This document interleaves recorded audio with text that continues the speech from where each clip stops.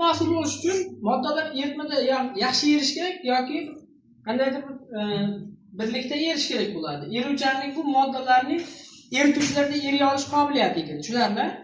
Demak, agar moddamiz biror bir erituvchida 10 grammdan ko'p erisa, bu yaxshi eriydigan modda hisoblanadi. Ularga osh tuzi, natriy sulfat, sulfat kislota va kuchli kislota va ulardan hosil bo'lgan tuzlarni misol keltirish mumkin. Yomon eriydigan moddalar 0.01 grammdan 10 gram oralig'ida miqdorda erisa, bu yomon eriydigan moddalar deyiladi.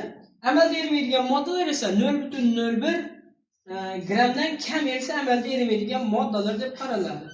Va o'z navbatida erish jarayoni ikki xil hodisalarga bo'linadi. Bu fizik ham kimyoviy jarayonlar bo'lishi mumkin.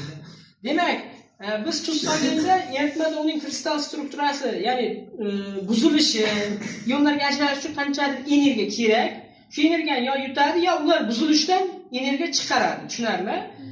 Fizik jarayon ketadi erishda ko'proq, lekin kimyoviy jarayon bilan hosil bo'ladigan ham eritmalar bor. Oddiy natriyni suvga solsak, hosil bo'ladigan eritma kimyoviy jarayonlar orqali yuz beradi.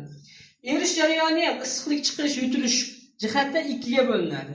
Demak, ekzotermik reaksiyalar bor, endotermik reaksiyalar bor. Ekzotermik degani erish jarayonida issiqlik ajralib chiqsa, bu ekzotermik. Erish jarayonida issiqlik yutilishi bu endotermik.